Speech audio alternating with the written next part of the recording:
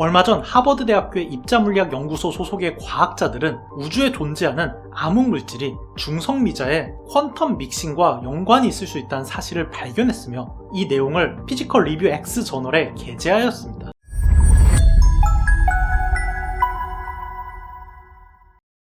과학 다큐나 과학지 등을 읽다 보면 유령입자라는 단어를 종종 접하게 됩니다.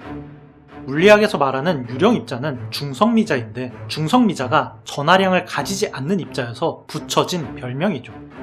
전하량이 없다는 것은 우리와 거의 상호작용하지 않을 뿐 아니라 바로 옆에 있어도 인지하는 것이 거의 불가능하다는 의미입니다. 우리가 살아가면서 인지하고 경험하고 상호작용할 수 있는 것들의 거의 99.99999% 이상이 전자기력 덕분이죠.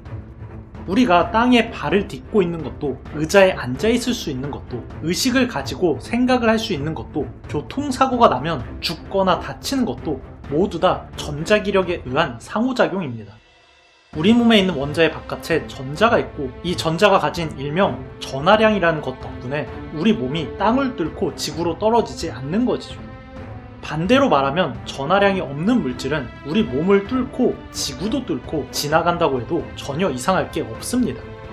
실제로 중성미자는 태양으로부터 날아와서 지금도 초당 수천억 개가 우리의 몸은 물론 지구까지 뚫고 지나가고 있지만 전자기력과 상호작용을 하지 않기 때문에 우리가 인지를 할 수도 없고 사실상 영향을 끼치질 않습니다. 이런 특성 때문에 중성미자를 유령입자라고 부르죠.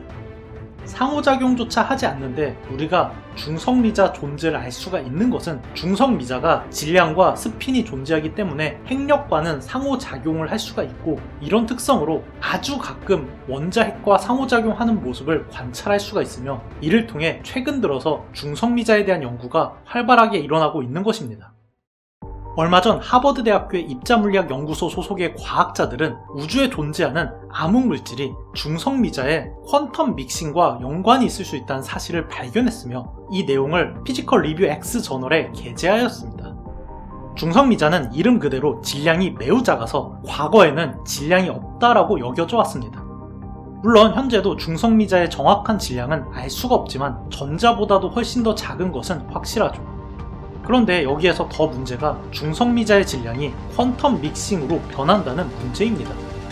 중성미자는 전자, 뮤온, 타우 중성미자로 나뉘는데 우주를 날아오거나 대기를 지나는 와중에 다른 형태로 변한다는 것이죠. 매우 이상한 일이지만 양자역학에서는 이 현상이 중성미자가 관측 전까지는 동시에 여러 질량 상태로 중첩해서 존재하는 양자역학의 특성 때문인 것으로 추정하고 있습니다. 과거에는 중성미자의 질량을 알 수가 없었지만 최근에는 아이스 큐브 같은 대규모 검출기를 통해서 중성미자의 질량을 확인해 보려는 시도가 진행이 되고 있는데요. 연구팀은 이러한 데이터들을 통해서 중성미자가 생각보다는 무거울 수 있다는 것과 상대적으로 전자 중성미자보다 무거운 뮤온과 타우 중성미자가 예상보다 우주에 많을지도 모른다는 근거들을 발견했습니다. 암흑물질은 우리가 관측한 것보다 실제의 은하의 질량은 무거웠기 때문에 우리가 관측하지 못하는 질량이 우주에 존재한다고 생각해서 만들어낸 개념인데 만약에 중성미자가 생각보다 무겁고 뮤온이나 타우 중성미자의 비율이 과거 예상치보다 높다면 생각보다 은하의 질량이 높았던 이유가 중성미자 때문이었을 가능성도 존재한다는 것입니다.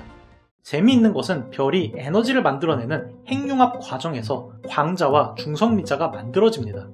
그리고 핵융합을 할 때의 질량의 아주 일부분이 사라지고 이 사라진 질량은 E는 mc제곱의 공식으로 에너지로 변환되죠.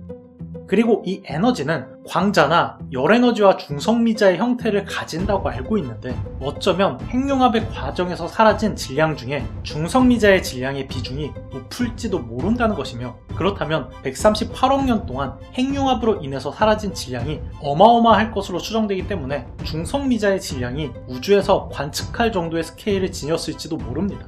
물론 아직은 연구팀의 추정에 의하면 중성미자의 질량을 보다 정확히 알기 위해서는 적어도 2030년까지의 데이터를 수집해야 할 것으로 보인다고 합니다.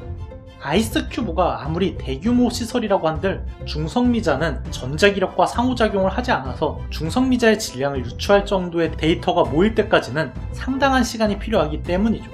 그래도 눈에 보이지도 않고 지구까지 뚫고 지나가는 동안 거의 아무런 영향조차 미치지를 않아서 존재 자체도 알기 힘들었던 중성미자를 이만큼이나 알아가고 있다는 것이 놀랍긴 합니다. 그럴만